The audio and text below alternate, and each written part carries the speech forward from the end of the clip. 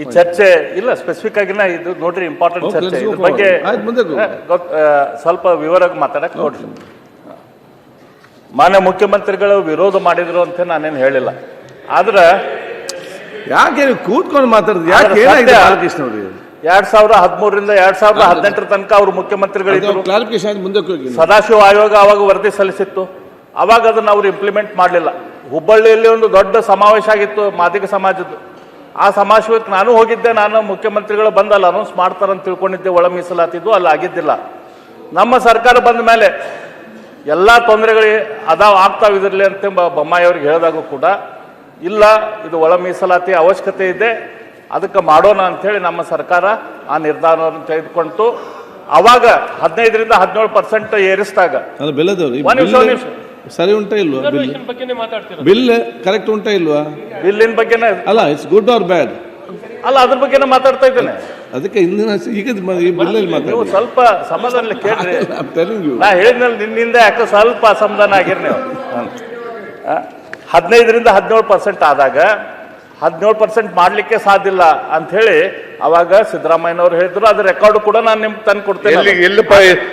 Record ಕೊಡ್ತೇನೆ sir. Record ಕೊಡ್ರಿ. ಈಗ ಅಲ್ಲ ನೋಡಿ, ಹೋಗ್ತದೆ. Don't talk like this sir. ನಾ ರೆಕಾರ್ಡ್ ಕೊಡ್ತೇನೆ ತಮಗೆ.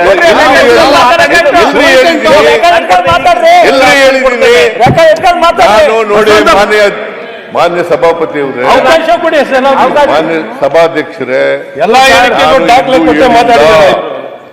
ನಾನು ಎಲ್ಲೂ ಹೇಳಿಲ್ಲ. ನಾನು ಮೀಸಲಾತಿ ಪರವಾಗಿರ್ತಕ್ಕಂಥ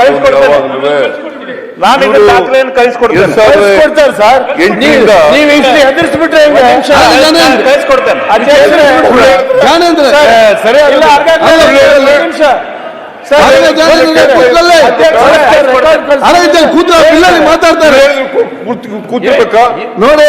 ಇಲ್ಲ ಸರ್, ಇಲ್ಲ. ನಾನೀಗ ಸ್ವಾಗತ ಮಾಡ್ತೇನೆ. ಮುಖ್ಯಮಂತ್ರಿಗಳು ಈ ಬಿಲ್ ಅನ್ನು ತೆಗೆದುಕೊಂಡು ಬಂದಿದ್ದಾರೆ.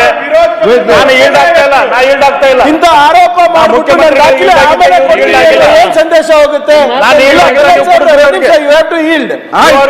ರೆಕಾರ್ಡ್ ಕೊಡ್ತೀನಿ. ಮುಖ್ಯಮಂತ್ರಿ ಉತ್ತರ ಕೊಟ್ಟಿದ್ದಾರೆ. ಅವ್ರೇನ್ ಹೇಳಿದ್ರು? ಜವಾಬ್ದಾರಿ ಉತ್ತರ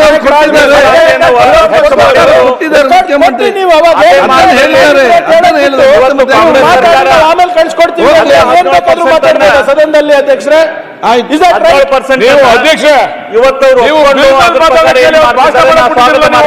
ಓಕೆ ಬಿಲ್ ಭಾಷಣ ಮಾಡ್ತಾವ್ರೆ ನೋಡಿ. ಬಿಲ್ 17% ಪ್ರಕಾರ ನಾವು ಸರ್ಕಾರ ಏನ್ ನಾವು ಡಿಸಿಷನ್ ತೆಗೆದುಕೊಂಡಿದ್ದೀವಿ ಅದ್ರ ಪ್ರಕಾರ ಏನು ಬಿಲ್ ಅನ್ನು ಮಾಡಿದಾರೆ ಅದನ್ನ ನಾವು ಸ್ವಾಗತ ಮಾಡ್ತೇವೆ. ಓಕೆ, ನಾವು ಬಿಲ್ ಅನ್ನ ಪ್ರೆಸೆಂಟ್ ಮಾಡಿದಾಗ ಮೀಸಲಾತಿಯನ್ನು ನಮ್ಮ ಸರ್ಕಾರ ಕೊಟ್ಟಾಗ ಮಾತಾಡ್ತೀವಿ. ನೀವು ಸರ್ ನೀವು ಮಾತಾಡೋದಕ್ಕೆ ಕೇಳಕ್ ಕೊಡ್ಲಿಲ್ಲ ಅಂದ್ರೆ ನೀವು ರೆಕಾರ್ಡ್ ಏನ್ ನಾವು ಮಾತಾಡಕ್ಕೆ ಎಲ್ಲದಕ್ಕೂ ನೋಡು ಮಾತಾಡಕತ್ತರ.